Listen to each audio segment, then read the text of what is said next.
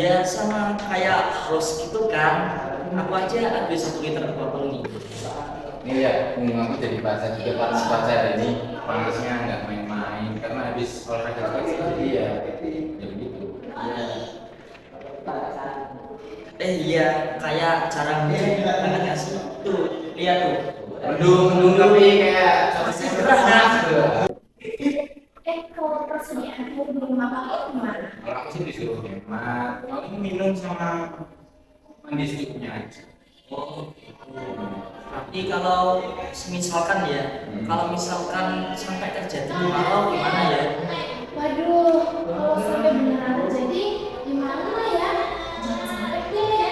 Tapi aku pernah dengar di berita aku pernah baca juga kalau musim kemarau itu bisa begini. Apa? Indonesia terletak di cincin api Pasifik atau Pacific Ring of Fire. Cincin api Pasifik adalah sebuah wilayah di sepanjang Samudra Pasifik yang memiliki banyak gunung berapi dan aktivitas seismik yang tinggi. Beberapa alasan mengapa Indonesia berada di cincin api Pasifik, yakni adalah letak geografis Indonesia yang berada di pertemuan 3 lempeng tektonik besar. Yang kedua, Indonesia terletak di antara 2 benua dan 2 samudra. Oleh karena itu, Indonesia menjadi rawan terhadap bencana alam seperti gempa bumi, tsunami, letusan gunung berapi, dan salah satunya yang kita akan bahas yakni adalah kekeringan. Bencana kekeringan dapat didefinisikan sebagai suatu kondisi kekurangan atau kelangkaan pasokan air yang disebabkan oleh curah hujan yang jauh di bawah normal dalam jangka waktu yang cukup lama, sehingga menimbulkan dampak buruk terhadap kehidupan manusia, hewan, dan lingkungan. Bencana kekeringan dapat terjadi secara perlahan dan berlangsung dalam jangka waktu yang lama, sehingga membutuhkan upaya mitigasi dan penanganan yang komprehensif dan terencana. Pengelolaan sumber daya air, konservasi lahan, dan peningkatan ketahanan masyarakat merupakan beberapa langkah penting dalam mengatasi bencana kekeringan. Mitigasi bencana adalah serangkaian upaya untuk mengurangi resiko bencana, baik melalui pembangunan fisik maupun penyadaran dan peningkatan infrastruktur. Kemampuan menghadapi ancaman bencana. Berikut adalah tujuan dari mitigasi bencana.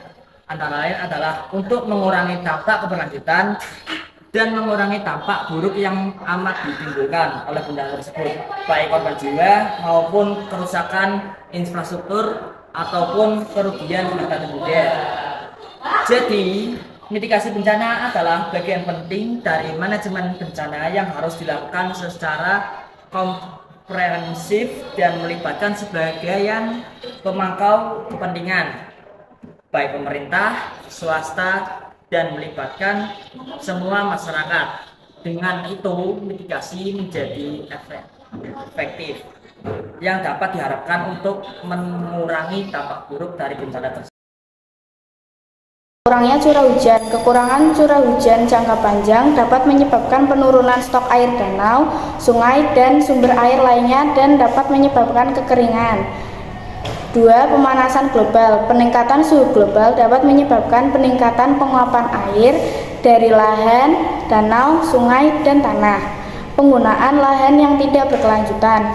Penggundulan hutan, pertanian intensif, dan pembangunan infrastruktur dapat mengurangi kapasitas tanah untuk menampung air.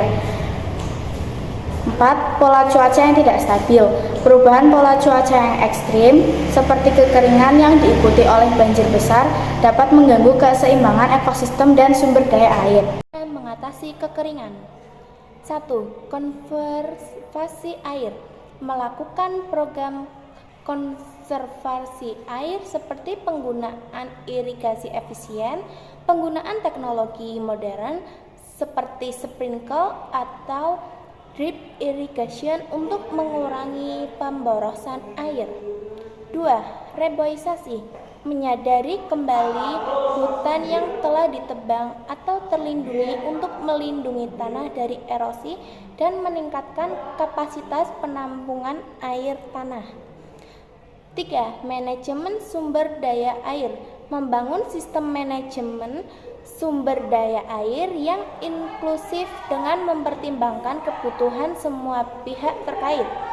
4. Pendidikan dan kesadaran masyarakat. Meningkatkan pemahaman masyarakat tentang pentingnya konservasi air dan perubahan perilaku mereka dalam menggunakan sumber daya ini.